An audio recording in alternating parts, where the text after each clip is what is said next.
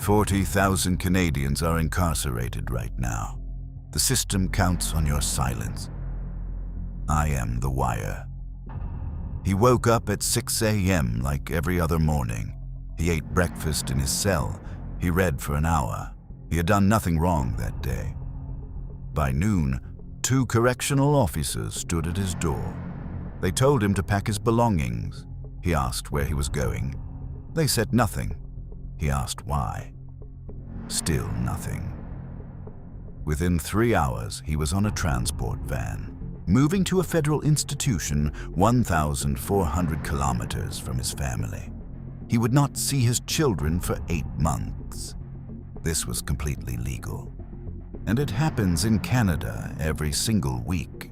Most Canadians believe one of 2 things about prisoner rights. Either that prisoners have no rights at all, that they gave those up when they committed a crime, or that prisoners have the same rights as everyone else and the system treats them fairly. Both of these are wrong. The truth is more complicated and more troubling. Canadian prisoners retain certain fundamental rights under law, but those rights are routinely limited, delayed, ignored, or violated inside institutions where nobody is watching. And most prisoners, and most Canadians, have no idea what those rights actually are.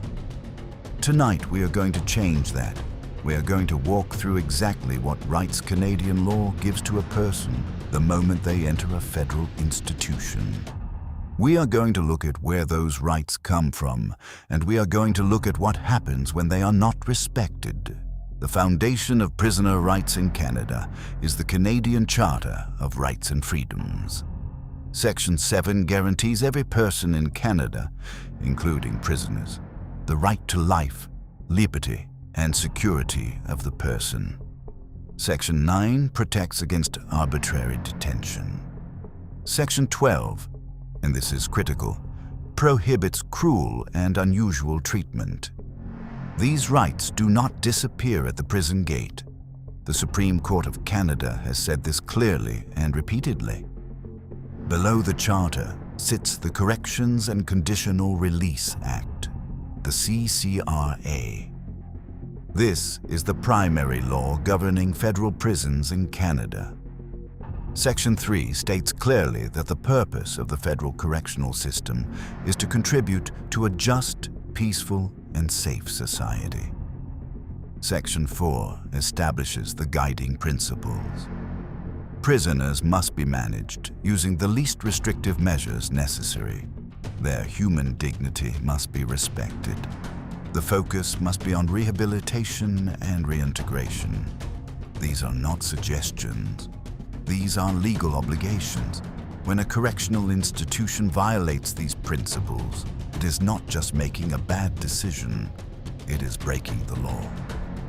Below the CCRA sit the Commissioner's directives, detailed operational policies that govern how federal institutions must run day to day. These directives cover everything: how a disciplinary hearing must be conducted, when a prisoner can be placed in segregation, what health care they are entitled to receive, how a transfer must be authorized. These are not guidelines, they are binding, and when they are violated, as they frequently are, a prisoner has legal grounds to challenge that violation. So the law is clear. The Charter protects prisoners.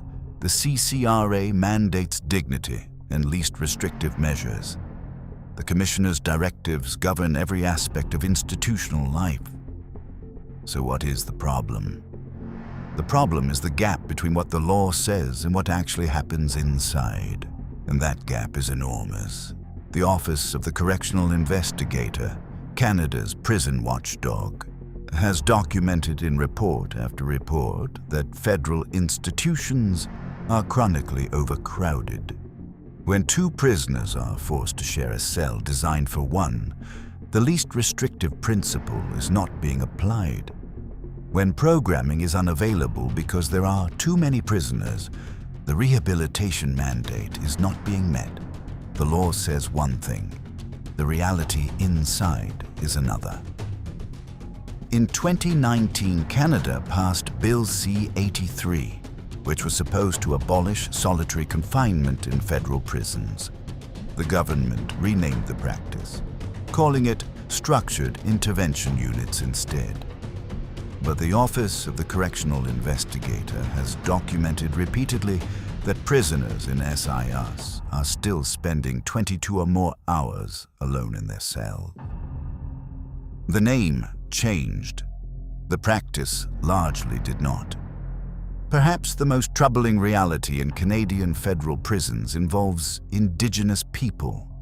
Indigenous Canadians make up approximately 5% of the national population. They make up over 32% of the federal prison population. The CCRA contains specific provisions, sections 81 to 84, designed to address the unique circumstances of Indigenous prisoners. The Gladue principles established by the Supreme Court require both courts and correctional institutions to account for the particular history and circumstances of Indigenous people. Yet the numbers tell us these provisions are not working. These are not abstract legal failures. They happen to real people, people with families, people who are counting down days on a calendar, people who made mistakes and are trying to find a way back. In my work as a prison law advocate, I've spoken with men and women who did not know they had the right to challenge a disciplinary decision. I've worked with prisoners who spent weeks in segregation without understanding they could grieve that placement. I've seen families torn apart by involuntary transfers that moved a prisoner thousands of kilometers from his support network, destroying the very relationships that research tells us reduce the chance of reoffending. When prisoners do not know their rights, they cannot exercise them. When families do not know the system, they cannot advocate for their loved ones. This is why this channel exists. Information is the first step toward accountability. If you or someone you love is inside the Canadian federal prison system, there are resources and rights you need to know about right now.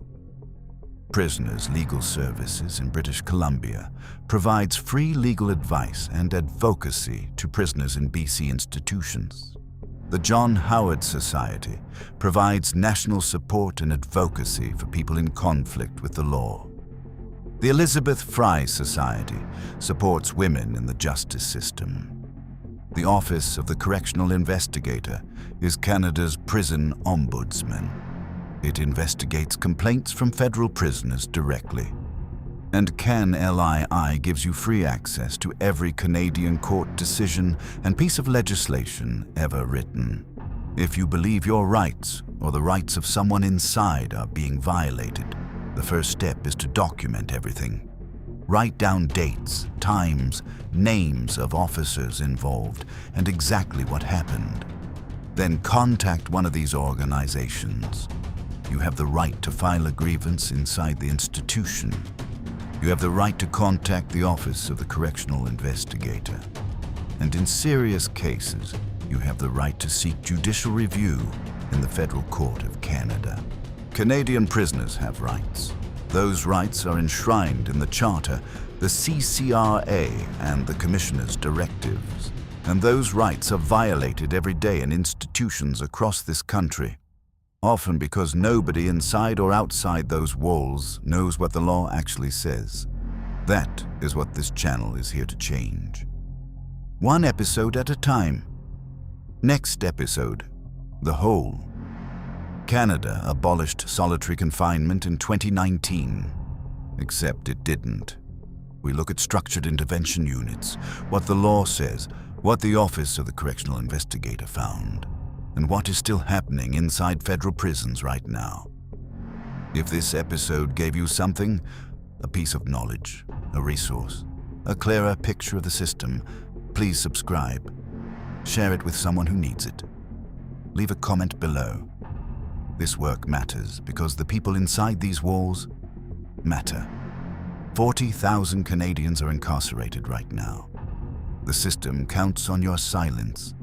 I am the wire, and this is Behind the Wire.